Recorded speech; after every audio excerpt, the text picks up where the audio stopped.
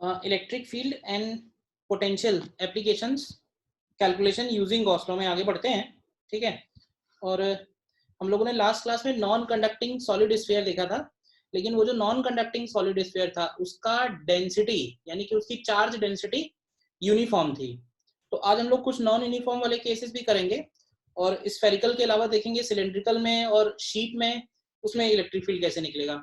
Gauss law की तीन, मैंने बताया था ना कि तीन पार्ट हैं, या तो चार्ज का डिस्ट्रीब्यूशन स्फेरिकल होगा, या तो चार्ज का डिस्ट्रीब्यूशन सिलेंड्रिकल होगा, या फिर चार्ज का डिस्ट्रीब्यूशन प्लेनर होगा। तो तीन टाइप से हम अप्लाई करेंगे, तीन टाइप के गॉसियन सरफेस है, तीन टाइप के कैलकुलेशन है। ठीक है, तो इसी में आगे बढ़ते हैं।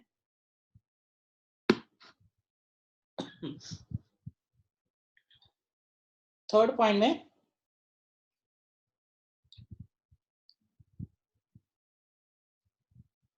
में लिखेंगे इलेक्ट्रिक फील्ड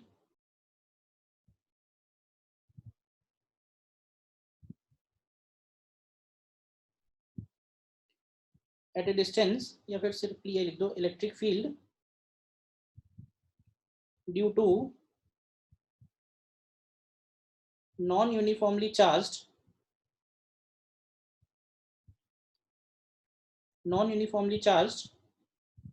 सॉलिड स्फीयर। ठीक है, ब्रैकेट में नॉन कंडक्टिंग। देखो नॉन कंडक्टिंग हर जगह मैं इसलिए बोल रहा हूँ क्योंकि होगा क्या, हम लोग अभी आगे कंडक्टर पढ़ेंगे, जब कंडक्टर हमारा लास्ट टॉपिक बनेगा इसका, तो कंडक्टर में हम लोग देखेंगे कि कंडक्टर को अगर कोई चार्ज हम देते हैं तो वो सारा का सारा चार्ज हमेशा उसके सरफेस पे अपीयर हो जाएगा, अंदर कभी भी चार्ज नहीं रहेगा। तो अगर वॉल्यूम में चार्ज है तो it must be non conducting. तो इलेक्ट्रिक फील्ड निकालते हैं। तो सपोज हम ये एक स्फीयर लेते हैं। ठीक है, इसका सपोज रेडियस कैपिटल आर है और इसके अंदर चार्ज डिस्ट्रीब्यूटेड है। चार्ज का डिस्ट्रीब्यूशन नॉन यूनिफॉर्म है, लेकिन चार्ज स्फेरिकली सिमेट्रिक है। ठीक है, दोनों बातों का मतलब है, डिस्ट्रीब्यूशन नॉन यूनिफॉर्म है लेकिन स्फेरिकली सिमेट्रिक है। स्फेरिकली सिमेट्रिक से मतलब ये है कि स्मॉल आर डिस्टेंस पे हर जगह चार्ज का डेंसिटी सेम है, लेकिन हर आर पे अलग अलग है। तो वेरिएबल तो है बट आर डिस्टेंस पे सेम है। तो इसका डेंसिटी का एक्सप्रेशन कुछ एज्यूम कर लेते हैं, like rho equal to rho naught. अभी सॉल्व कर रहे हैं तो कुछ भी एज्यूम कर सकते हैं। Suppose rho equal to rho naught R square ले लेते हैं, rho equal to rho naught R square, और यूनिट सही बना रहे तो अपॉन आर स्क्वायर कर देते हैं। तो स्मॉल आर उसके सेंटर से डिस्टेंस हो गया और कैपिटल आर इसका टोटल चार्ज हो गया। तो जरा तुम निकाल के बता सकते हो इसके लिए क्या करोगे। हमें इसका इलेक्ट्रिक फील्ड निकालना है सेंटर से आर डिस्टेंस पे।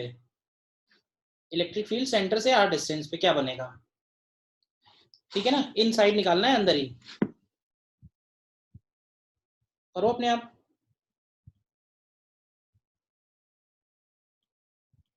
फॉर इनसाइड पॉइंट्स मतलब R less than capital R के लिए। अब यहाँ पे क्या होगा, यहाँ पे भी हम लोग अगर गॉसियन सरफेस लें तो गॉसियन सरफेस तो वैसे ही लेंगे कि हम स्मॉल आर डिस्टेंस पे एक गॉसियन सरफेस एज्यूम करेंगे और देखेंगे कि इस गॉसियन सरफेस के अंदर कितना चार्ज है।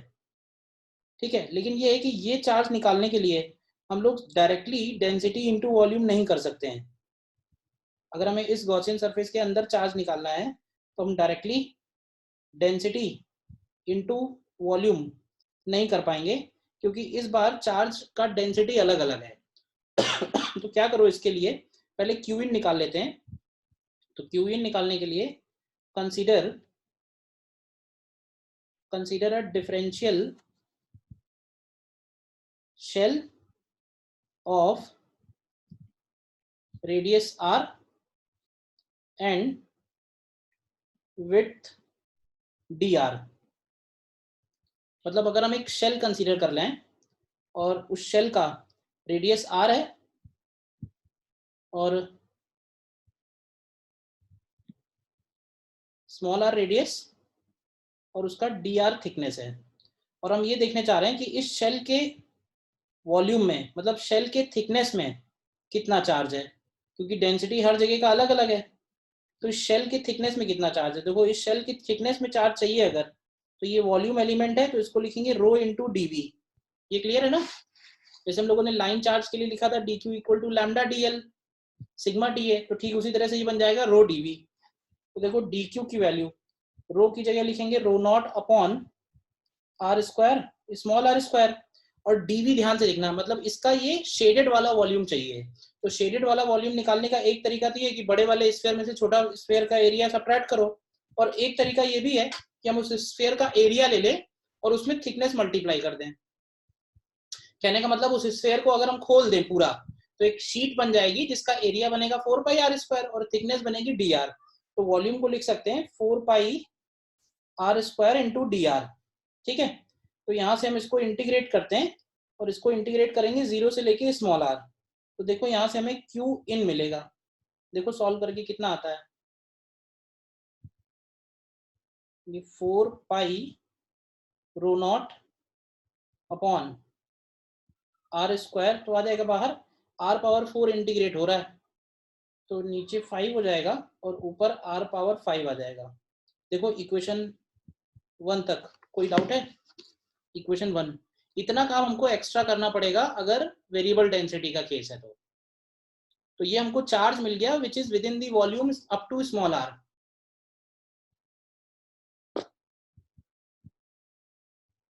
With in the volume up to small R. ठीक है, इसके बाद अप्लाई कर देते हैं using Gauss law. Using Gauss law लिखेंगे closed integral E dot D S is equal to Q in upon epsilon naught. ये जो close integral E dot D S है, ये वैल्यू तो सेम ही रहेगी, मैंने बताया था स्फेरिकल है तो ये बनेगी E into 4 pi R square, और Q in upon epsilon naught रख दो। देखो क्या मिलेगा, ये होगा 4 pi rho naught R power 5 upon 5 R square epsilon naught. देखो कुछ कैंसिल हो रहा है, कैंसिल कर दो, जो बचेगा देखो उससे क्या आ जाएगा, ई 4 पाई कैंसिल हो जा रहा है, ये आ जाएगा rho naught R cube upon 5 epsilon naught R square. देखो यहाँ तक, देखो ये जो निकाला हुआ है क्लियर है या नहीं। और ध्यान से देखो तो ये इलेक्ट्रिक फील्ड जो है आर क्यूब के प्रोपोर्शनल आ रहा है।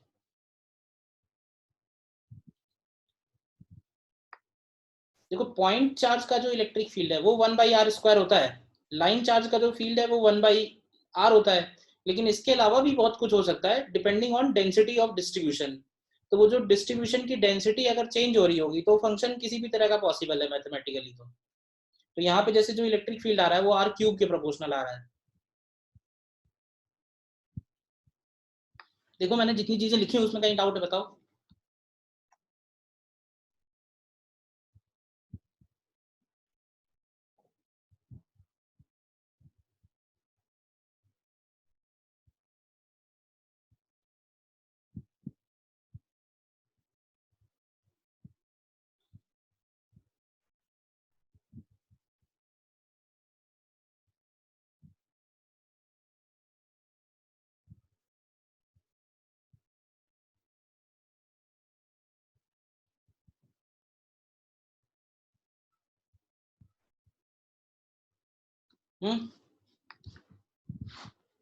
क्लियर है जो मैंने लिखा हुआ है। अच्छा इसमें एक बात ये बताओ मुझे कि अगर हमने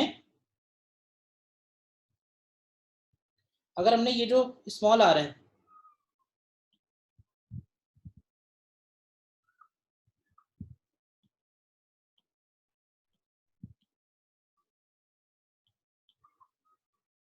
अगर हमने ये जो स्मॉल आर है, जो डेंसिटी है, सॉरी डेंसिटी दी हुई है यहाँ पे आर स्क्वायर के प्रोपोर्शनल, तो ध्यान से देखो ये जो इलेक्ट्रिक फील्ड निकल के आया ये आर क्यूब के प्रोपोर्शनल आया निकल के। क्योंकि क्या होता है कि ये जो डेंसिटी वाला फंक्शन है ये यहाँ पे देखो तो एक बार इंटीग्रेट हो रहा है, ठीक है, और एक बार इंटीग्रेट होने से इसकी आर स्क्वायर की एक पावर बढ़ जाती है, बाकी 4 पाई आर स्क्वायर तो कैंसिल ही हो जा रहा है 4 पाई आर स्क्वायर से, ऐसे समझो ये जो 4 पाई आर स्क्वायर है वो इस 4 पाई आर स्क्वायर से कैंसिल हो जा रहा है, आर स्क्वायर की बात करें तो इलेक्ट्रिक फील्ड का जो पावर है स्मॉल आर का वो एक बढ़ जा रहा है। तो ऐसा हर बार होगा। यहाँ पे अगर हम आर क्यूब ले लेंगे तो यहाँ आर पावर 4 हो जाएगा। कहने का मतलब है डेंसिटी अगर एन के पावर की प्रोपोर्शनल है तो जो इलेक्ट्रिक फील्ड है वो n+1 हो जाएगा। तो ये है तो छोटी सी बात, लेकिन क्वेश्चंस में कहीं ना कहीं काम आ जाएगी, तो इसको अलग से नोट करके भी याद रखेंगे। ठीक है, वो लिख लो, if density is proportional to r to the power n then electric field inside the volume electric field inside the volume, तो वो प्रोपोर्शनल हो जाएगा r to the power n+1। ठीक है, अच्छा ये जो मैंने निकाला है ये निकाला है इनसाइड पॉइंट्स पे, कोई डाउट नहीं किसी को ना। सेकंड बताओ फिर अपने आप, अगर हम आउटसाइड निकालें फॉर आउटसाइड पॉइंट्स, तो आउटसाइड के लिए तो यहाँ भी बोल सकते हैं कि सारा का सारा जो चार्ज है वो हम सेंटर पे एज अ पॉइंट चार्ज ले सकते हैं, क्योंकि जैसे ही हम गॉसियन सरफेस बाहर बनाएंगे तो क्यू इन की जगह सारा का सारा टोटल क्यू हो जाएगा। तो टोटल क्यू पहले तो निकालो कि है कितना टोटल क्यू। तो टोटल क्यू निकालने के लिए ऊपर जो एक्सप्रेशन लिखा है उसी एक्सप्रेशन को फिर से इंटीग्रेट करते हैं, बस लिमिट्स चेंज कर देते हैं। एक्सप्रेशन यही रहेगा, लिमिट्स चेंज कर देते हैं, इस बार 0 से कैपिटल आर हो जाएगा। तो देखो क्या मिलेगा, या सीधे सीधे स्मॉल आर की जगह कैपिटल आर लिख दो, तो ये हो जाएगा 4 pi rho naught R cube upon 5। देखो, तो इलेक्ट्रिक फील्ड आउटसाइड जो है वो आ जाएगा 1/4 pi epsilon naught into Q total upon R square. तो ये प्रोपोर्शनल टू 1/r² ही बनेगा, क्योंकि अगेन सारा का सारा चार्ज हम कहाँ पे ले सकते हैं, सेंटर पे ले सकते हैं एज अ पॉइंट चार्ज। देखो आउटसाइड वाले में मैंने पूरा काम नहीं किया है, डायरेक्ट लिख दिया आंसर, तो इसमें कोई कंफ्यूजन तो नहीं है ना। बाहर जैसे ही जाएंगे सारा का सारा चार्ज हम सेंटर पे ले सकते हैं, तो सारा चार्ज कितना है वो निकाल लिया। सारा चार्ज निकालने के लिए ऊपर जो क्यू इन का एक्सप्रेशन निकाला हुआ है इक्वेशन 1, उसी क्यू इन की एक्सप्रेशन में स्मॉल आर की जगह कैपिटल आर लिख दिया है।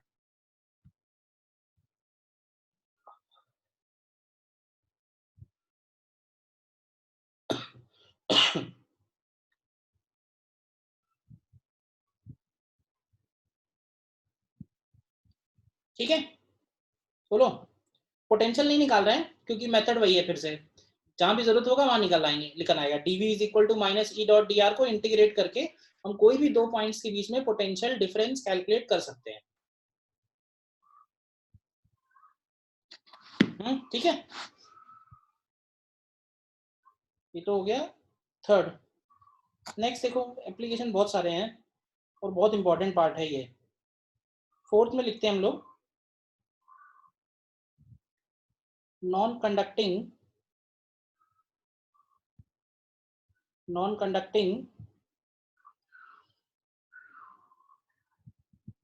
Uniformly charged solid sphere having cavity, non-conducting uniformly charged solid sphere having cavity। Suppose ये स्फीयर है और इस स्फीयर के अंदर एक स्फेरिकल कैविटी भी है।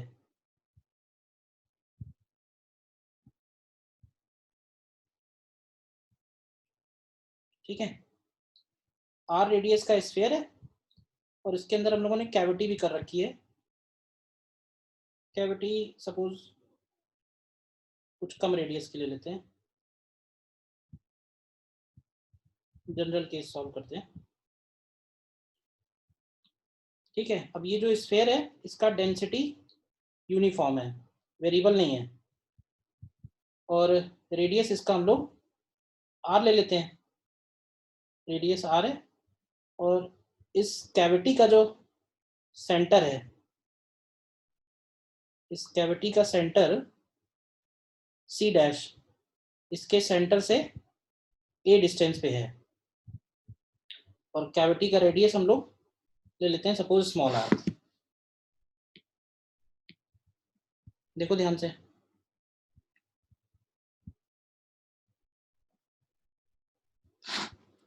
कैविटी जो बनाई हुई है वो बड़े वाले स्फीयर के सेंटर से सेंटर टू सेंटर डिस्टेंस उसका ए दिया हुआ है और कैविटी का रेडियस कुछ स्मॉल आ रहा है। ठीक है, हमको क्या करना है, हमको यहाँ पे इलेक्ट्रिक फील्ड निकालना है। इलेक्ट्रिक फील्ड सपोज निकालना है कैविटी के अंदर, electric field inside cavity find करना है, कैविटी के अंदर कितना इलेक्ट्रिक फील्ड है। ठीक है, चाहो तो ये स्मॉल आर हटा दो क्योंकि इसकी जरूरत, इस पर डिपेंड नहीं करेगा आंसर, ठीक है ना, तो बेकार में लिखा हुआ है, केवल ये स्मॉल एक रूल इंपॉर्टेंट है। कैविटी के अंदर हमको इलेक्ट्रिक फील्ड निकालना है सपोज किसी पॉइंट पे, तो इसके लिए हम क्या करेंगे, हम लोग इसके लिए इसमें अप्लाई करेंगे principle of superposition. Principle of superposition से मतलब ये है कि इस कंप्लीट स्फीयर को हम लोग लिख सकते हैं इक्वल टू, अगर हम इसको कंप्लीटली चार्ज कर दें, ठीक है, और इसमें से माइनस कर दें ये वाला स्फीयर, देखो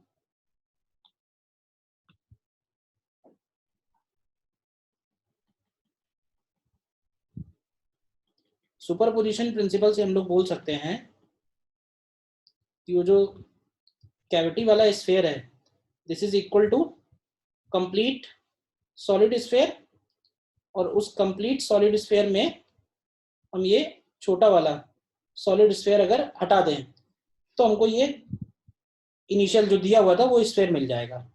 अब देखना ध्यान से, सपोज हमें कैविटी के अंदर पॉइंट पी है और पॉइंट पी पे हमको इलेक्ट्रिक फील्ड निकालना है, ध्यान से देखो पॉइंट पी दिख रहा है ना, ठीक है, कैविटी के अंदर कोई भी पॉइंट पी है वहां पे हमें फील्ड निकालना है। सपोज ये पॉइंट पी कैविटी के सेंटर से R2 डिस्टेंस पे है और स्फीयर के सेंटर से R1 डिस्टेंस पे है, मतलब कि पॉइंट्स एक बार ध्यान से देख लो, C से C डैश ए वेक्टर है और C डैश से पॉइंट P R2 वेक्टर है और C डैश से C से पॉइंट P R1 वेक्टर है। देखो ध्यान से, ये पॉइंट C है और ये पॉइंट P है, तो ये वाला वेक्टर हमको दिया हुआ है R1 और ये पॉइंट C डैश है और ये पॉइंट P है,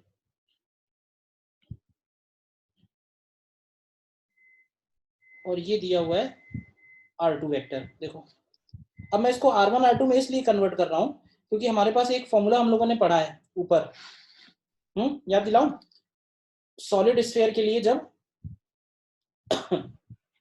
ये वाला फॉर्मूला देखो, अगर कोई सॉलिड स्फीयर है यूनिफॉर्मली चार्ज है तो उसके सेंटर से r डिस्टेंस पे इलेक्ट्रिक फील्ड का ये फॉर्मूला है, और ये फॉर्मूले में खास बात ये है कि ये विद साइन है, मतलब विद डायरेक्शन है, सीधे सीधे हम इसको रो r अपॉन 3 एप्सिलॉन नॉट लिख सकते हैं।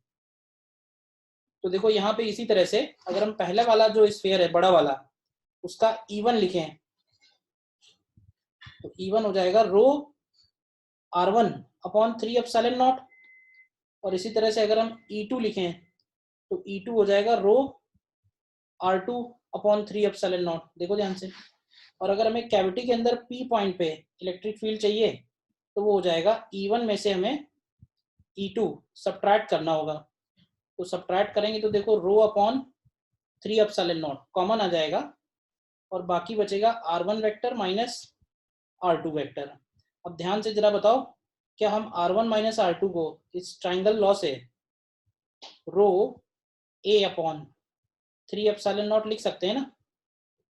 देखो R1 माइनस R2 जो है वो A वेक्टर बन जाएगा, और इस फॉर्मूले की खास बात ये आ रही है,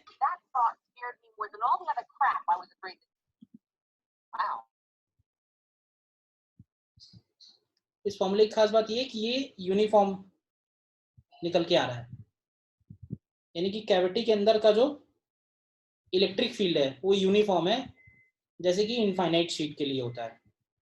देखो कोई डाउट है कहीं बताओ।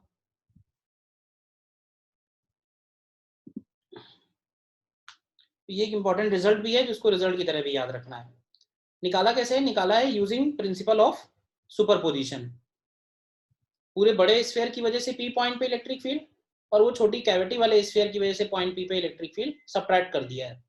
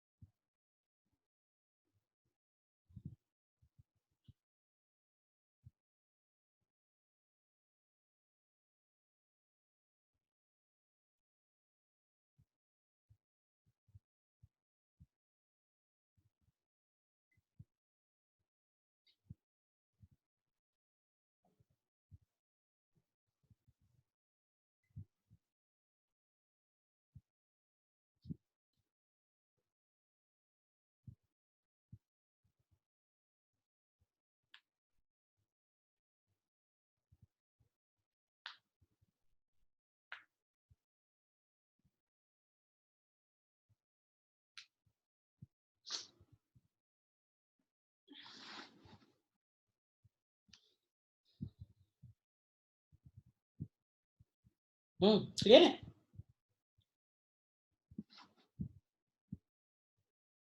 देखो एक छोटा सा एग्जांपल करो इसमें, क्लियर है तो। फिर से हम ये स्फीयर ले रहे हैं और एक कैविटी ले रहे हैं। स्फीयर का रेडियस r है और कैविटी का रेडियस r/2 है।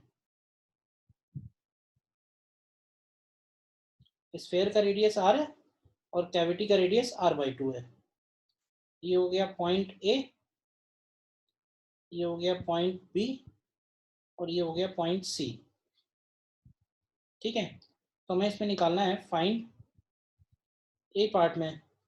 ए पार्ट में हमको निकालना है electric field at point A. फिर बी पार्ट में निकालना है potential at B minus potential at C. और सी पार्ट में निकालना है potential at B minus potential at A.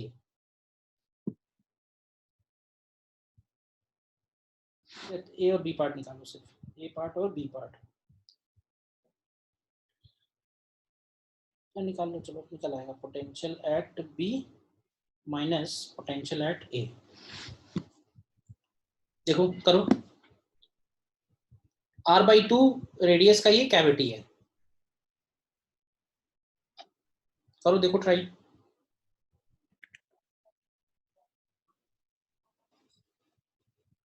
देखो कैविटी का कोई भी केस है, करने का तरीका सेम है कि हमें सुपर पोजिशन प्रिंसिपल लगाना है। तो देखो जैसे E एट पॉइंट ए निकालना है, तो इलेक्ट्रिक फील्ड एट ए को भी हम लोग उसी तरह से लिख सकते हैं क्या, कि E1 माइनस E2, जिसमें E1 हो जाएगा कंप्लीट स्फीयर की वजह से।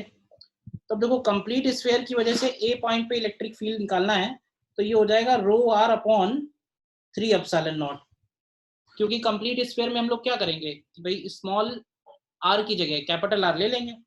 लेकिन ध्यान रखना जब हम E2 लिखेंगे ना, E2 का मतलब होगा कि सिर्फ इस कैविटी वाले स्फीयर का ए पॉइंट पे इलेक्ट्रिक फील्ड। तो ध्यान रखना कि अब ये आउटसाइड वाला पॉइंट हो गया है, और आउटसाइड के लिए हम लोग सारा का सारा चार्ज कैविटी का उसके सेंटर पे एज्यूम कर सकते हैं, और कैविटी का सेंटर पॉइंट ए से 3r/2 डिस्टेंस पे होगा। तो E2 लिखने के लिए हमें पॉइंट चार्ज वाला फॉर्मूला लगाना पड़ेगा। तो 1/4πε0 क्यू, क्यू की जगह हो जाएगा डेंसिटी इंटू वॉल्यूम। वॉल्यूम बनेगा 4/3 पाई r क्यूब, और upon R square. R square का मतलब होगा 3r/2 का स्क्वायर। इसको सॉल्व करो, देखो कितना मिलता है। इसको सॉल्व करना पड़ेगा। रो r अपॉन 3 एप्सिलॉन नॉट और माइनस, देखो क्या बचेगा भाई, 4 पाई कैंसिल हो जाएगा।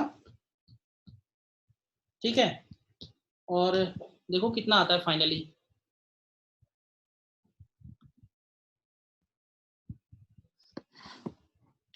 3r/2 है तो वो 9/4 बन जाएगा, तो 4/9 वो भी बन जाएगा।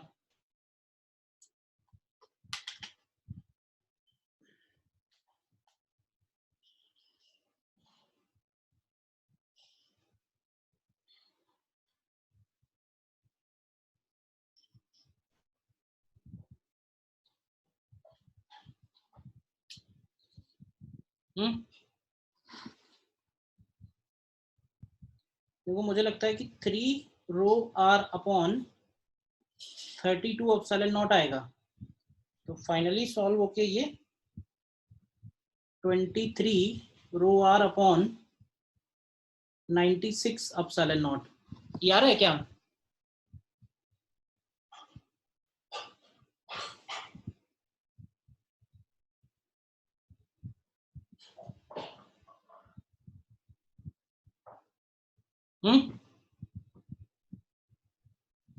जो आंसर मैंने लिखा वो आ रहा है?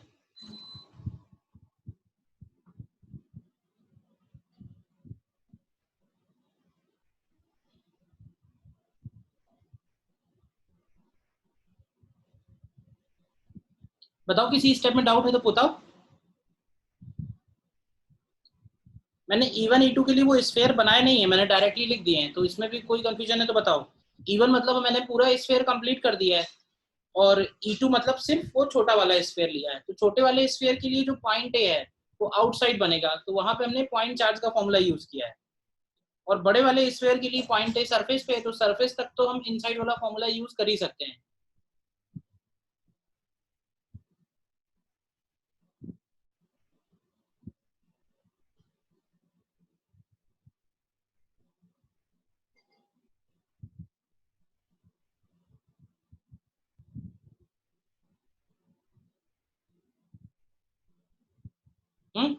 क्लियर है? इसके बाद पॉइंट बी में देखो हमको वीबी माइनस वीसी निकालना है। तो ये बताओ बी और सी के बीच में अगर हमें इलेक्ट्रिक फील्ड पता हो, तो इलेक्ट्रिक फील्ड कैविटी के अंदर तो पता ही हमको, इलेक्ट्रिक फील्ड इनसाइड कैविटी के लिए हम लोग ये फॉर्मूला यूज कर सकते हैं, रो ए अपॉन 3 एप्सिलॉन नॉट। और यहाँ पे ए की जगह r/2 हो जाएगा, तो rho into r/2 upon 3 epsilon naught, तो ये हो जाएगा rho R upon 6 epsilon not.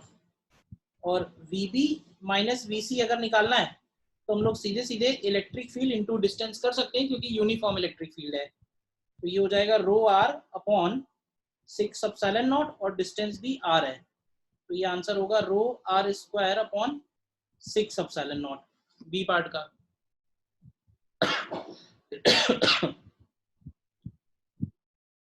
बताओ कोई स्टेप में कंफ्यूजन है तो।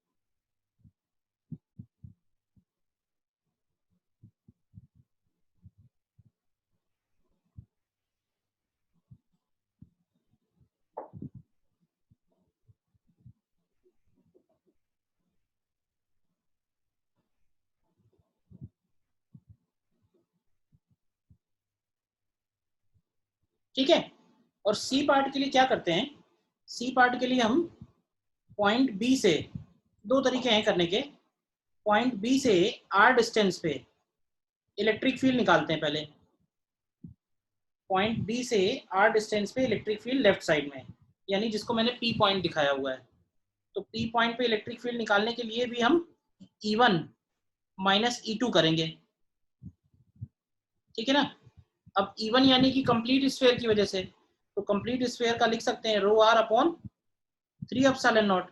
E2 यानी कि वो कैविटी की वजह से, तो वो जरा ध्यान से लिखना केयरफुली। तो ये आएगा 1 अपॉन 4 पाई epsilon naught into Q, Q का मतलब होगा रो इंटू 4/3 पाई r³/8 और अपॉन कैविटी के सेंटर से जो डिस्टेंस है, कैविटी के सेंटर से डिस्टेंस इस बार r प्लस r/2 हो जाएगा होल स्क्वायर, ये बनेगा। तो ये इलेक्ट्रिक फील्ड पी पॉइंट पे निकल आया। और अब हम इसको लिख सकते हैं dv is equal to minus of E dot D R, और इसको इंटीग्रेट कर देंगे हम लोग r इक्वल टू 0 से R equal to capital R, और ये हो जाएगा B से A। तो देखो यहाँ से तुम्हें VB माइनस VA मिलेगा, माइनस साइन इधर ले आना, थोड़ा सॉल्व करना पड़ेगा, मेथड लिख लो कोई बात नहीं, कैलकुलेशन एक बार करके देख लेना।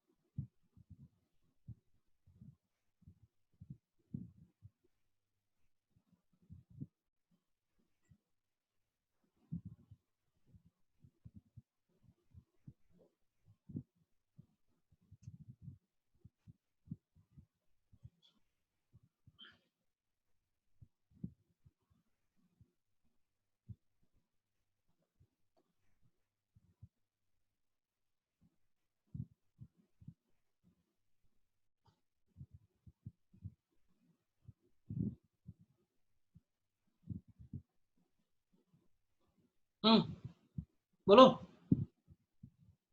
क्लियर है ये? तो R का फंक्शन है, इंटीग्रेट करना पड़ेगा, निकल आएगा। खैर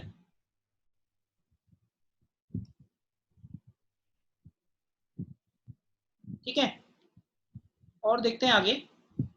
ये तो स्फेयर वाले केस हो गए सारे, ठीक है। अब बढ़ते हैं सिलेंडर्स की तरफ। तो फिफ्थ में लिखते हैं,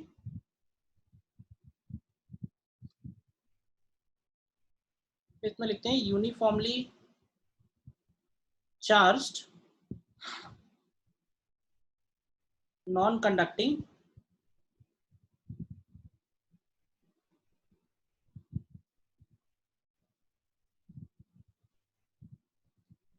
infinitely long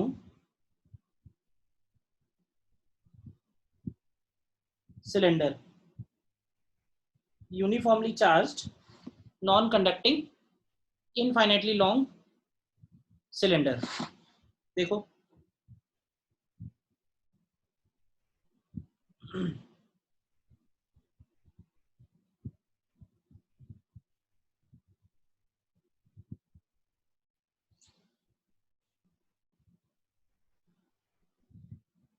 देखो, लॉन्ग, इनफाइनाइटली लॉन्ग लेना इसलिए जरूरी है क्योंकि अगर इनफाइनाइटली लॉन्ग नहीं हुआ तो फिर इसका जो इलेक्ट्रिक फील्ड है उस सिलेंड्रिकल सिमेट्रिक नहीं रहेगा। और ये हमारा गॉस लॉ में जो हम लोगों ने 3 पार्ट किए हैं उसमें से ये सेकंड वाला पार्ट है, ठीक है ना। लेट अस अज्यूम कि इसका रेडियस कैपिटल आर है और ये डेंसिटी जो है वो रो है, ठीक। ये इसका एक्सिस हो गया और हमें इलेक्ट्रिक फील्ड निकालना है इस सिलेंडर के एक्सिस से r डिस्टेंस पे, inside as well as outside, using Gauss law, ठीक है ना। तो सबसे पहले लिखते हैं फॉर इनसाइड पॉइंट्स,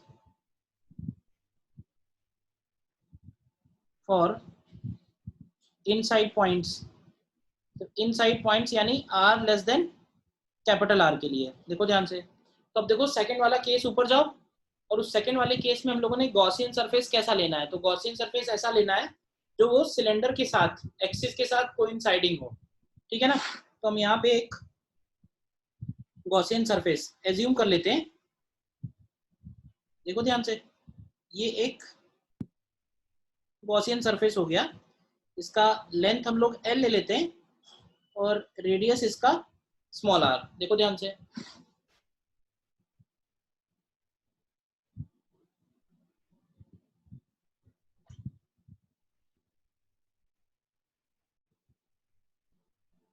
ठीक है। और उस पर हम लोग अप्लाई करते हैं गॉस लॉ। तो क्या लिखेंगे, closed integral E dot D S is equal to Q in upon epsilon naught. अब ध्यान से देखो, ये जो लेफ्ट हैंड साइड हम लोगों ने निकाला था तो इसको 2 पार्ट में डिवाइड कर दिया था। इसको हम लोगों ने लिखा था E dot D S plane surface and plus E dot D S curved surface.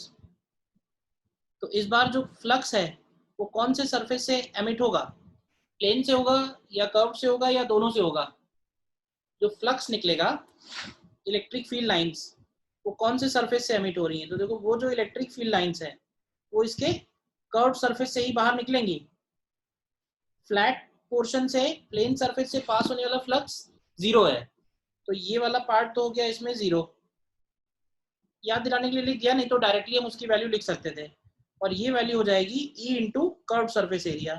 तो कर्व सरफेस एरिया हो जाएगा 2πr_l equal to Q in. अब इसके अंदर कितना चार्ज आएगा, तो चार्ज लिखने के लिए डेंसिटी इंटू वॉल्यूम कर देंगे। वॉल्यूम कितना होगा इस सिलेंडर का? सिलेंडर का वॉल्यूम बनेगा πr²l और अपॉन एप्सिलॉन नॉट। तो देखो यहाँ से तुम्हें इलेक्ट्रिक फील्ड मिल गया, कितना आएगा? रो आर अपॉन 2 एप्सिलॉन नॉट। देखो बताओ, रो आर अपॉन 2 एप्सिलॉन नॉट।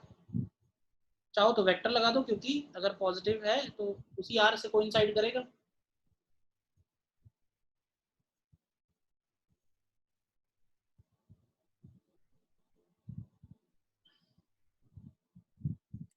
ठीक है, देन अगर हमें आउटसाइड निकालना है, for outside points R greater than capital R में, ठीक है, तो आउटसाइड पॉइंट्स के लिए क्यू टोटल निकाल लो कितना बनेगा। तो close integral E dot D S is Q in upon epsilon naught. ये वैल्यू तो उतनी ही आएगी ई इंटू 2πr_l। क्यू इस बार टोटल लिख लो, तो टोटल लिखने की डेंसिटी इंटू उतने स्मॉल आर का कैपिटल आर का वॉल्यूम बनेगा, तो हो जाएगा πr²l अपॉन एप्सिलॉन नॉट। तो देखो यहाँ से तुम्हें ई की वैल्यू मिलेगी rho R square upon 2 epsilon naught small R. ठीक है ना, ये प्रोपोर्शनल टू आर आया था, ये प्रोपोर्शनल टू 1/r आया है। ये बिल्कुल वैसे ही है जैसे लाइन चार्ज बन जाएगा ये। इसमें अगर हम बाहर जाएंगे तो बोल सकते हैं कि सिलेंडर का सारा चार्ज हम एक इनफाइनाइट लाइन चार्ज की तरह एज्यूम कर सकते हैं। ये बात याद रखो, सेम वैसे ही है फॉर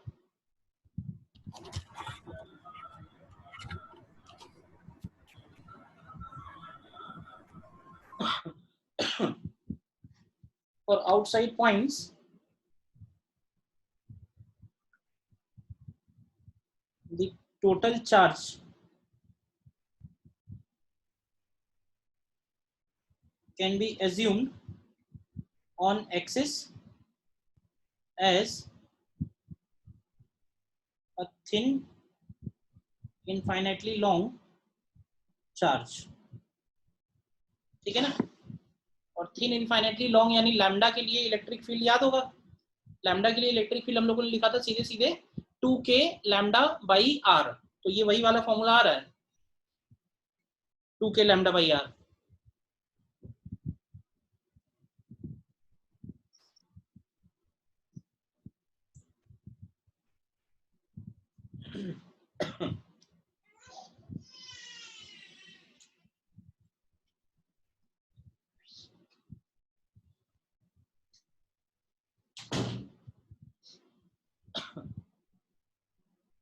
देखो क्लियर है या नहीं? अगर हमको इसमें एक बात ये बताओ कि अगर हमें इसके एक्सिस पे ले लेते हैं पॉइंट ओ और सरफेस ले लेते हैं पॉइंट ए, ओ और ए के बीच में अगर हमें पॉइंट ओ और पॉइंट ए दिख रहे हैं, पॉइंट ओ और पॉइंट ए के बीच में अगर हमें पोटेंशियल डिफरेंस निकालना हो तो क्या करेंगे?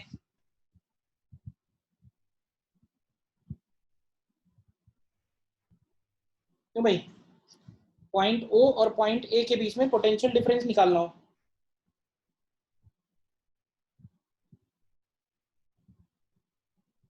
तो for potential difference electric field हमको मालूम ही है कितना है।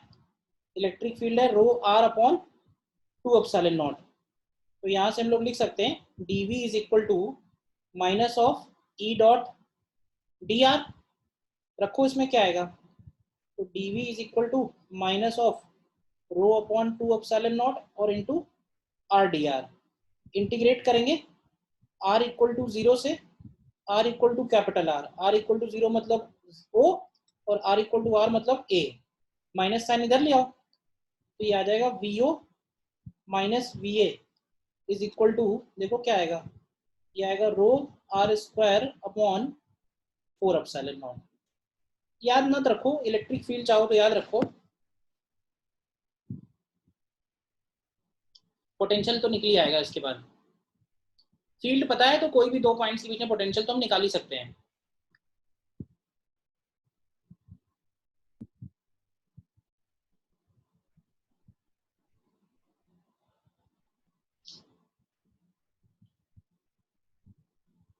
ठीक है,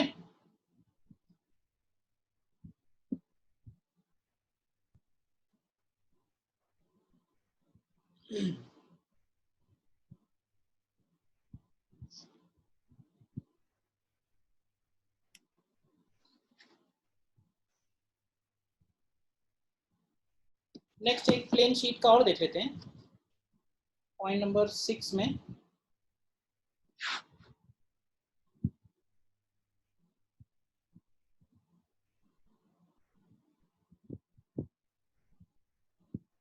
यूनिफॉर्मली चार्ज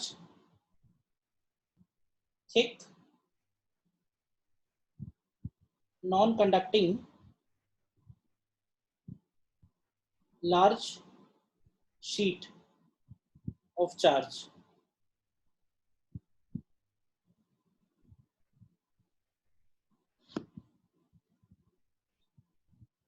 थिन शीट का तो पता ही है, sigma upon 2 epsilon not. Thick sheet का ले रहे हैं हम, तो थिक शीट का मतलब है कुछ इस तरह का सिचुएशन है ये।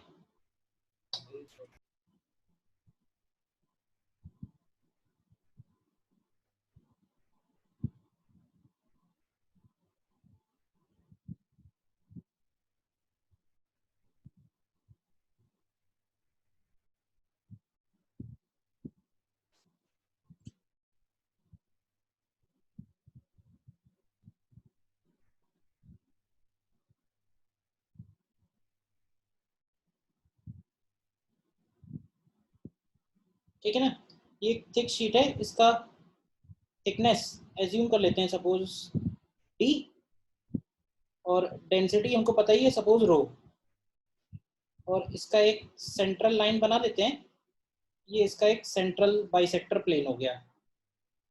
ठीक है, जैसे स्फेरिकल चार्ज के लिए सेंटर होता है स्फेयर का, वैसे इस थिक शीट का ये बाइसेक्टर प्लेन हो गया। तो इसके लिए भी हमको निकालना है inside as well as outside. तो फर्स्ट पॉइंट में for inside points, inside points मतलब इस बार r लेस देन d/2 ले रहे हैं, r की बजाय इस बार हम x लिख देते हैं, इसको x लेस देन d/2, मतलब हम अलोंग x एक्सिस निकालने वाले हैं इलेक्ट्रिक फील्ड। तो इस बार x less than d/2 inside points बनेंगे और d/2 से ज्यादा होगा तो आउटसाइड बनेंगे। तो यहाँ पे भी देखो ध्यान से, हम लोगों ने इसमें जो गॉसियन सरफेस ली थी वो कैसी ली थी, गॉसियन सरफेस यहाँ पे हम लोगों ने एक सिलेंडर ही लिया था इस तरह से। ठीक है, और ये सिलेंडर ऐसा लिया था कि इधर वाला डिस्टेंस भी x होगा और ये लेंथ भी x होगा, यानी टोटल लेंथ तो इसका 2x हो गया। दोनों तरफ से इसके जो फ्लैट पोर्शन है ये सिमेट्रिक है। ये सिमेट्रिक इसलिए लेना जरूरी है क्योंकि हमको पहले से तो मालूम नहीं है कि इलेक्ट्रिक फील्ड x पे डिपेंड नहीं करेगा, तो मान के चलेंगे कि दोनों जगह सेम इलेक्ट्रिक फील्ड है। तो फ्लक्स इस बार सिर्फ उसके फ्लैट पोर्शन से बाहर निकलेगा। इनफाइनाइट शीट है तो electric field perpendicular to sheet ही होना है। देखो अप्लाई करो गॉस लॉ, तो closed integral E dot ds is equal to Q in upon epsilon naught. इसको हम लोगों ने ब्रेक करके लिखा था, तो फिर से एक बार देख लो, प्लेन सरफेस के लिए और integral E dot D S curve surface के लिए equal to Q in upon epsilon naught. तो ध्यान से देखो, इस बार कर्व सरफेस के लिए ये वैल्यू 0 आ जाएगी, और प्लेन सरफेस के लिए ध्यान से देखो, दोनों तरफ का एरिया अगर हम ए और ए ले लें, इलेक्ट्रिक फील्ड की वैल्यू ई और ई ले लें, तो जो दोनों तरफ फ्लक्स बनेगा वो 2EA हो जाएगा। तो 2EA इज इक्वल टू, इस सिलेंडर के अंदर कितना चार्ज है, क्यू इन, तो सिलेंडर के अंदर का चार्ज बनेगा डेंसिटी इंटू इस सिलेंडर का वॉल्यूम। सिलेंडर का वॉल्यूम हो जाएगा सिलेंडर की length into area of cross section upon epsilon naught. तो देखो यहाँ से इलेक्ट्रिक फील्ड क्या निकल के आता है, कि 2A कैंसिल हो जाएगा, ये रो एक्स अपॉन अपसाइलन नॉट आ रहा है, ठीक है ना, प्रोपोर्शनल टू एक्स बन रहा है फॉर इनसाइड पॉइंट्स, ठीक है। और अगर हम बड़ा सिलेंडर ले लें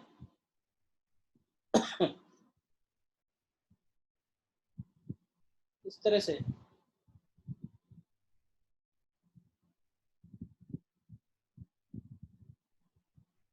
यानी x की वैल्यू d/2 से ज़्यादा ले लें, तो उस केस में जब q इन लिखेंगे तो ध्यान से देखो, तो q इन केवल d लेंथ में आएगा, q इन 2x में नहीं आएगा। तो for outside points x greater than d/2 पे closed integral e dot D S is equal to Q in upon epsilon naught. तो ये वैल्यू तो उतनी बन जाएगी 2EA। क्यू इन की जगह जब लिखेंगे तो रो इंटू डी इंटू ए हो जाएगा बस, अपॉन अपसाइलन नॉट। देखो, तो यहाँ से तुम्हें इलेक्ट्रिक फील्ड मिलेगा rho into d upon 2 epsilon naught. देखो, और ये इलेक्ट्रिक फील्ड जो मिलेगा ये यूनिफॉर्म मिलेगा, यानी यहाँ भी वो बात वैलिड है कि जब हम शीट से बाहर जाएंगे तो शीट का सारा चार्ज हम एक थिन शीट की तरह उसको कंसीडर कर सकते हैं, ठीक है ना। मतलब इसको समझना ध्यान से, जैसे ये थिक शीट है, इसका वॉल्यूम डेंसिटी हमको दिया हुआ है, ठीक है, रो, और इसकी थिकनेस दी हुई है D. This is same as, अगर हम यहाँ पे एक थिन शीट ले लें, और थिन शीट का जो सिग्मा होगा, तो थिन शीट का सिग्मा का मतलब होता है कूलम पर मीटर स्क्वायर, और डेंसिटी रो होती है coulomb per metre cube.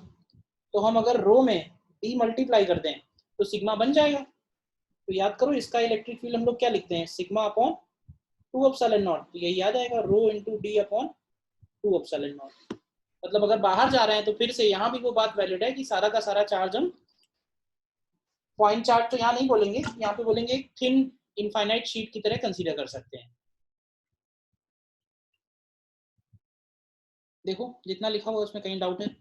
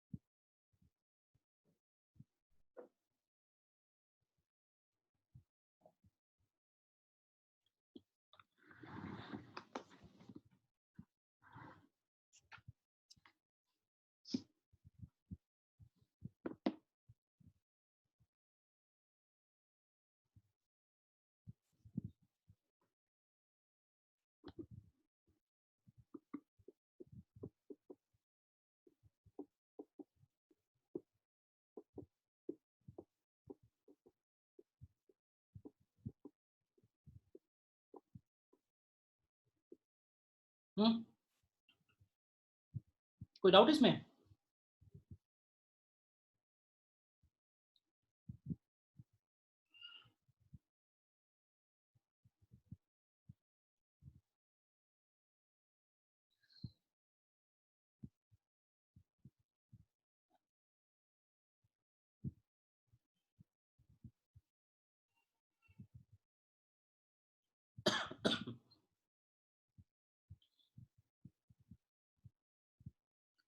Electric field calculation using Gauss law की यही सारे एप्लीकेशन है, ठीक है।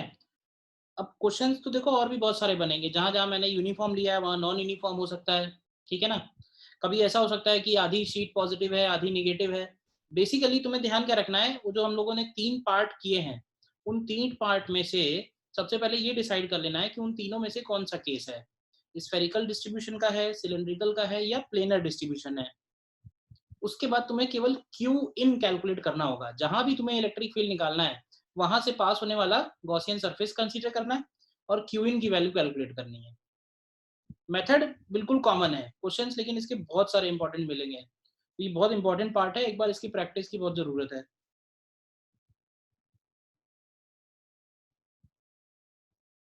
ठीक है ना। तो इसकी थ्योरी में इतना ही है, इसके बाद फिर सिर्फ कंडक्टर्स बचा हुआ है चैप्टर में।